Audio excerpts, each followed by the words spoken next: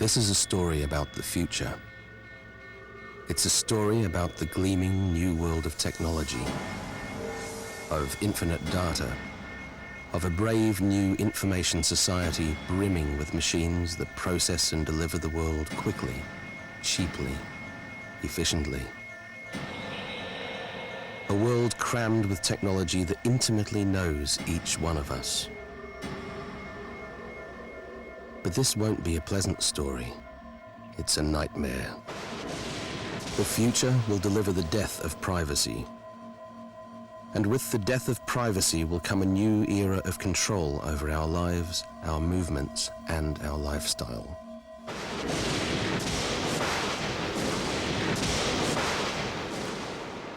I'm Simon Davies. I spend most of my life investigating the impact of technology on our day-to-day life. Technologies such as the personal computer, the internet, email, and the telephone. Technologies that we take for granted and that we need. But sometimes technology can be used to hurt us, and at that point, it's my job as a privacy advocate to blow the whistle. For example, Britain now has the most extensive public surveillance system in the world. More than 1 million CCTV cameras now scrutinize our movements. Centralized military surveillance of urban areas up and down the country. But now the cameras have been married with software which can intelligently recognize faces. Your face, your behavior. Meanwhile, every phone call, every fax, every email is channeled through eavesdropping centers that scrutinize our personal messages, analyzing every word we send, profiling our networks of friends and colleagues. And in the future, the DNA of at least half the male population will be amassed on a national database. Our financial affairs will one day be open to scrutiny to a mass of government agencies and private sector organizations, all anxious to pry into our affairs. Our health records, once sacred, will be turned effectively into public documents available on demand. These invasions are not spontaneous. They're part of a coordinated effort to build and integrate surveillance into the core of nearly every aspect of our life. You could well respond to these scenarios with a "so what?" And so what indeed, provided you're wealthy enough not to care about the impositions of an ever more desperate government or lucky enough not to fall foul of ever more watchful authorities. It's something of a cliche, but information is power, and power is control. I'm going to show you how this new surveillance society is going to be created, and I'm going to show you how we can all put a stop to it.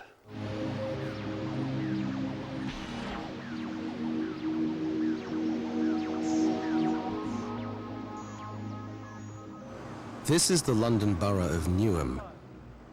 Like hundreds of other centres around Britain, this area has been saturated with CCTV. But Newham's cameras are unique. They can intelligently scan and recognise faces. Because there isn't a 1, 2, 3, is there? That goes blank as well. 1, 2, 4, 5, 6. This is Newham's CCTV control room. Many civil rights experts believe this spot is the bleeding edge of privacy in Britain. Because within this room is a computer which scans the faces of everyone in the region.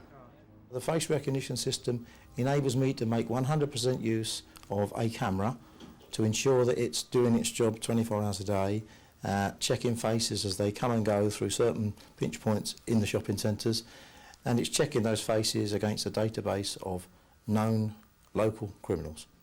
And that database is supplied and reviewed by police on a regular 3-monthly basis. What if it expanded? What if the police, for example, linked this to a database, a national database? They won't link it to a national database. We are in fact working locally for the people of Newham. And what we've done is combined our efforts and the efforts of the local police to reduce block crime in this borough. And we're looking to ensure that active criminals in this borough are discouraged. Every time we install a CCTV system in one of our town centres, we reduce crime by 34%. More importantly, we've reduced robberies and muggings by 70% in some circumstances.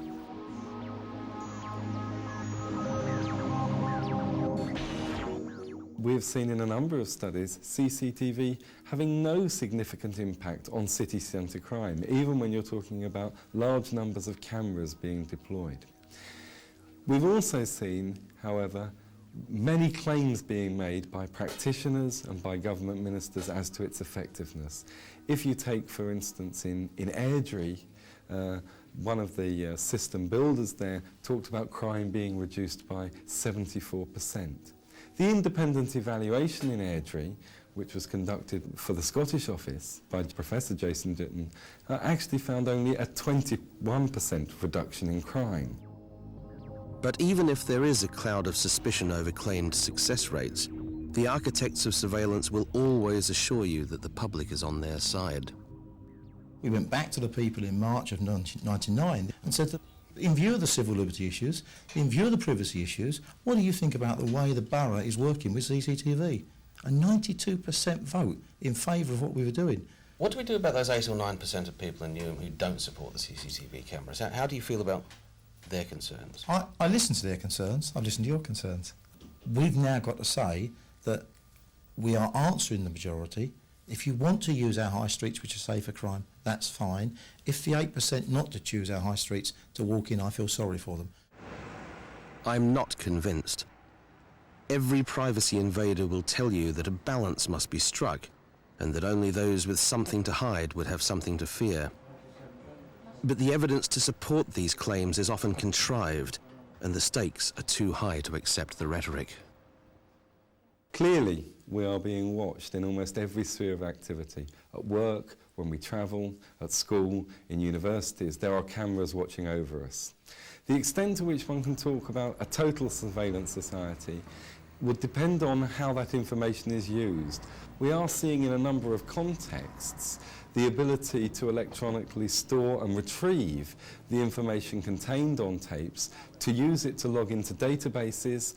These are the unintended consequences of a series of actions being taken by different agencies, the police, local authorities, commercial organisations, which we are in danger of linking up. And that linkage would indeed create a very, very powerful surveillance web.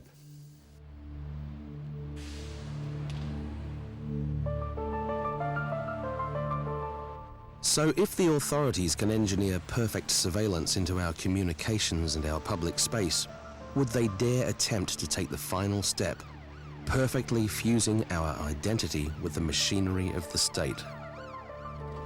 5, very drunken male, being abusive to passers-by.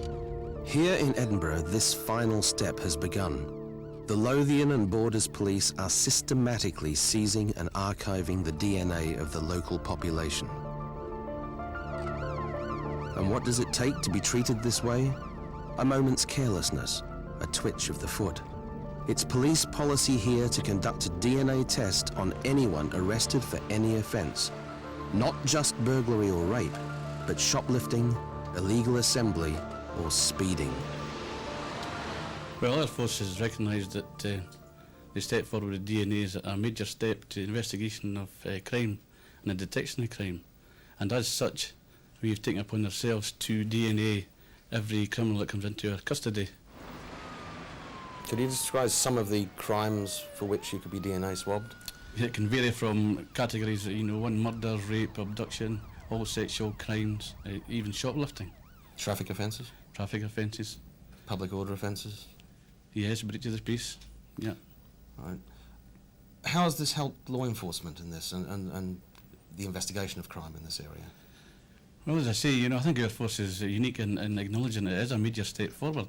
The best thing we've had since fingerprinting, basically, in the early 1900s. Mm-hmm. And they've been bold enough to move forward with it.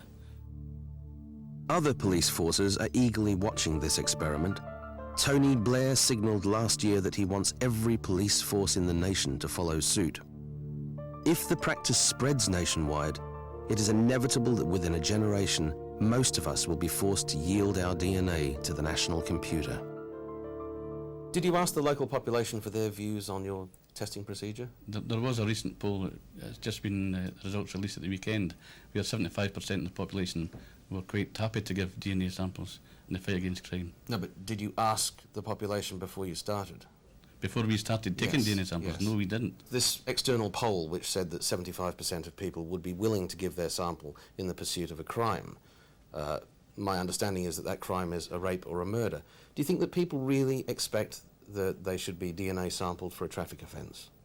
Do you think that the average member of the public believes that to be fair and just? Yes, but you've got to look at the other point of view. Taking DNA for a traffic offence, I hear what you're saying, but bear in mind, perhaps the person who's committing a traffic offence is a major criminal, and that is our opportunity to take his DNA sample, and which might tie him into other crimes. Although, you know, it's a simple road traffic offence, he may be a big player in our area who has committed serious crime and we haven't been able to detect him, and this is our opportunity to get a DNA sample. It's the ultimate fusion of flesh and machine, a computer which perfectly identifies the citizen and which can analyse and transmit this intimate data to whoever wants to know. And lots of people will want to get their hands on it. Late last year, for example, the government announced legislation that will oblige all alleged runaway fathers to give up their DNA. The deal? Provide it or pay up. Refusal to submit is an admission in law of guilt. When the insurance industry finally gains access to this information, when the DSS and immigration and even the local authorities have this access, the era of anonymity will at last have ended. Some organizations are a little more subtle, though the consequences of their activities are just as profound. Here at the HQ of Experian, the biggest credit reference company in the UK, information from the electoral roll is used to help determine whether you get credit. So far as 1 million high street traders are concerned, if you're not on the roll, you're not likely to get that new washing machine. Experian is the gatekeeper. It's because of this exploitation of the roll that more and more people are opting out of their right to vote, all of which might be justified in part if Experian was merely a credit control agency, but it isn't. Experian is owned by Great Universal Stores and started as their direct marketing arm. Look, these are my concerns. First, you're using information given for one purpose, the electoral roll, and you're using it for a completely different purpose. You're collecting information on third parties, people who have nothing to do with the credit application, and frankly, you're up to your neck in direct marketing of products. I mean, how do you respond to this? These are great concerns from a privacy perspective. Well, we think that you and all consumers are quite right to be concerned about anybody that holds information about them. Yes, the electoral roll issue is being debated right now, and we hope that it will be resolved and that the end result will be that consumers know what that information is going to be used for if they agree for it to be used for something other than voting. Direct marketing, we think that we're trying to cut out junk mail and actually trying to make sure that people receive offers that they are interested in and that they want. And the third-party data issue is something that is very controversial. People are quite right to be concerned about it, and that's why the credit industry is working very closely with the Data Protection Registrar to come to a happy compromise on that issue. It seems that privacy invasion is lubricated with happy compromises. Here's one of the most outrageous happy compromises. This is UK Info Disk Pro. It contains information on most of the UK population, with more than 47 million residents listed, and allows this information to be scanned in ways never intended to be.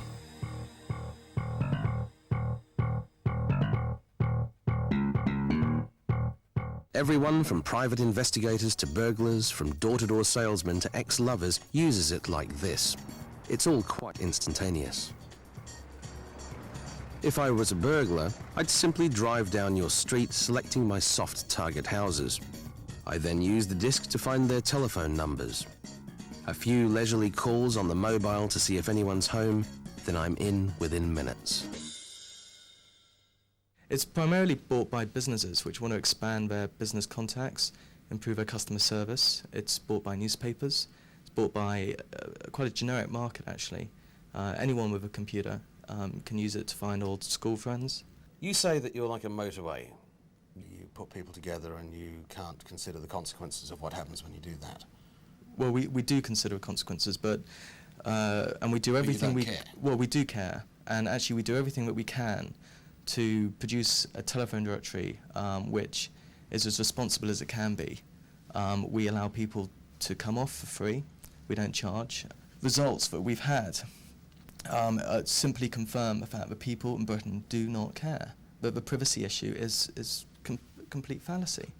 It's scamming by newspapers. What about 500 people have voluntarily come off your system? Yep.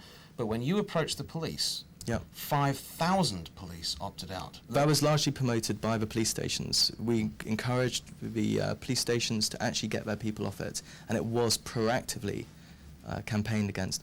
So privacy matters to the police, but not to the general public? Well, only because we really pushed it to them. Right, so, but what if you pushed it to the general public? Would you get the same response from them? Well, we haven't, and we have been pushing it. In reality, most people know that the disc has been out there for many, many years. Most people are scandalised when they hear about the disc. No, I don't think so. I don't think so. Most people, the market speaks for itself. More people are buying the disc than are coming off it. You made the statement recently that because the processing was done offshore, therefore there was no legal constraint. It is processed offshore, but it does comply with the Data Protection Act. The electoral roll is exempt from the Data Protection Act, and therefore it complies.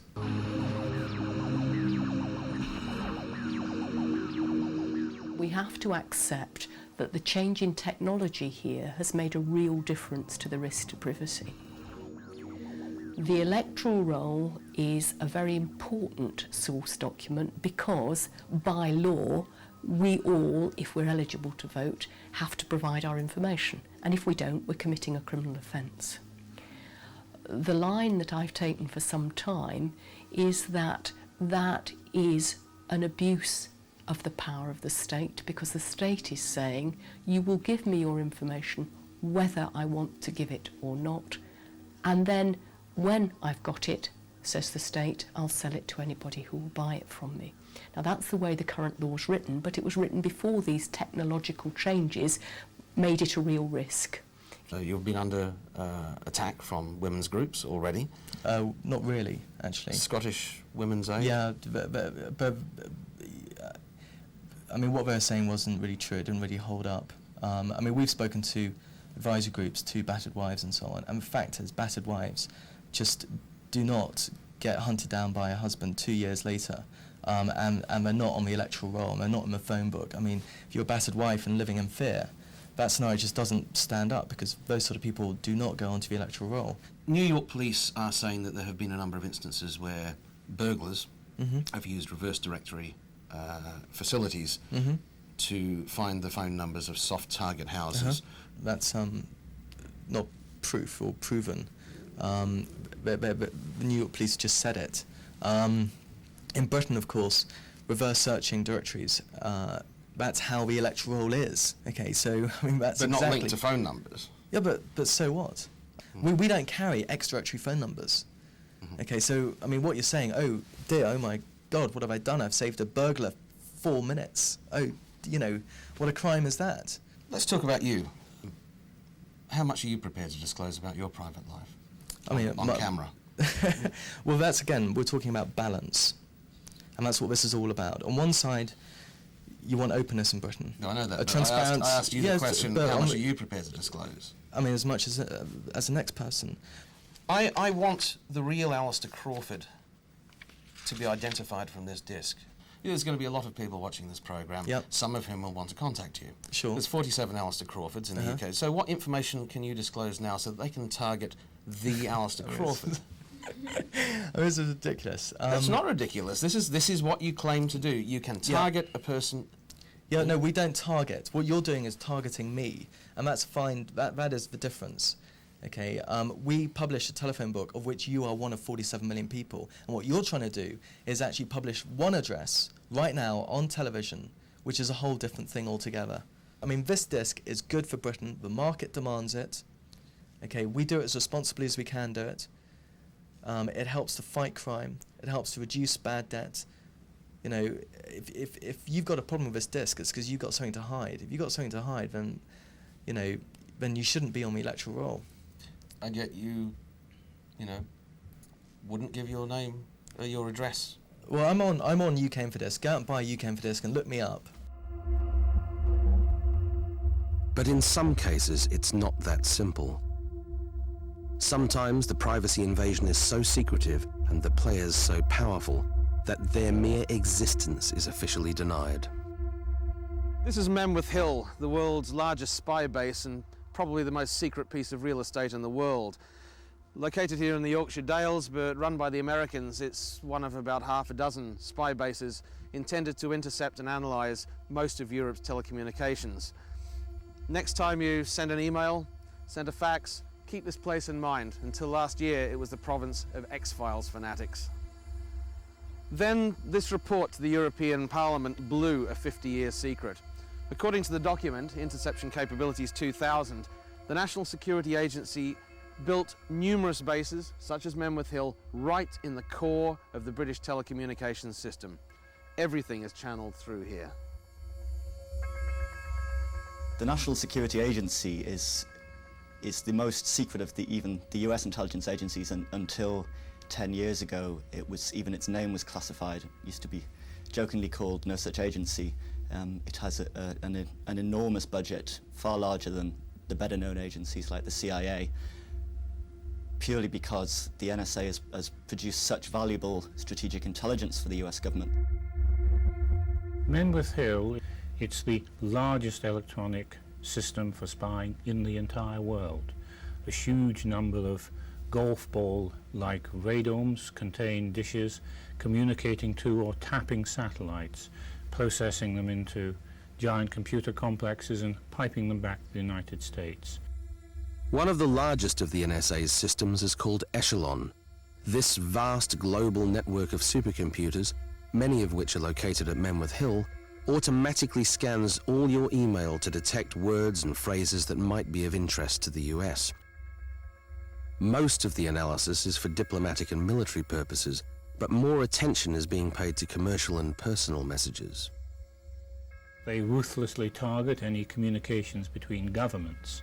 And basically what it adds up to is giving a very powerful nation and its intelligence agencies the means of knowing and perhaps countering things that poorer, less well-organized people could set out to do. So, you know, they systematically target things like international help organizations, charities, organizations that may be campaigning against the insidious effects of global commerce.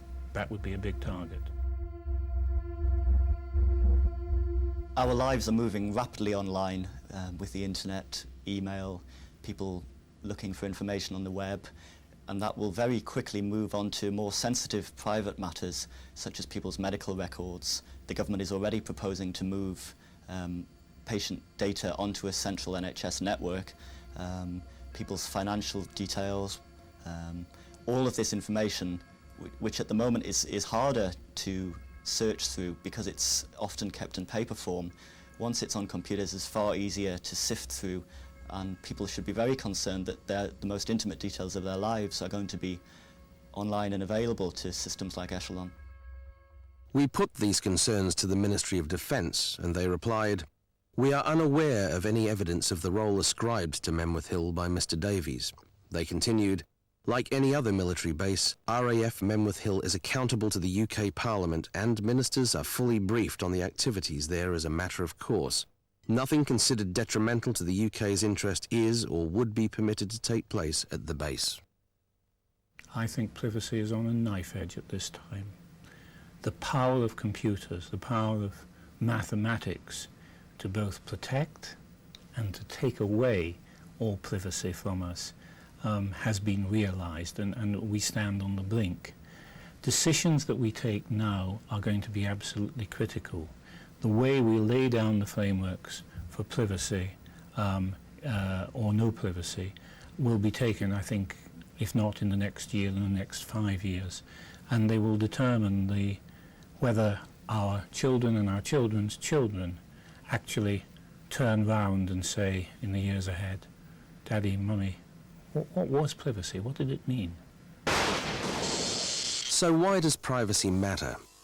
If you listen carefully to what the privacy invaders have said during this program, then if you're an abused wife, you will be unable to vote, forced to spend the rest of your life in anonymity.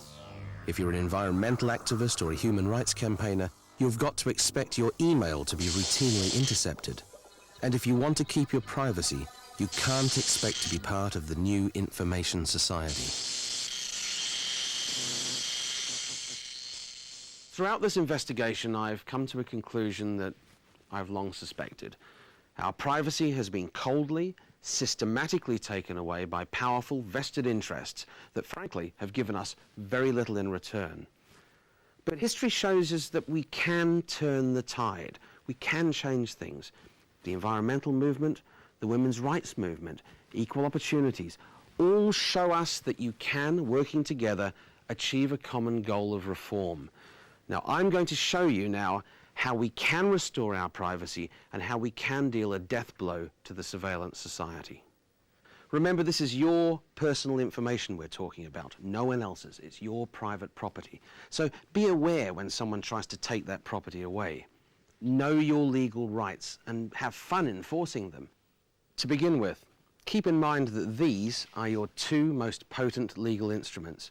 This, the Data Protection Act, guarantees that if anybody misuses your personal information, if they sell it on without your permission, if they keep it for longer than necessary, or if they refuse you access, you can have them prosecuted.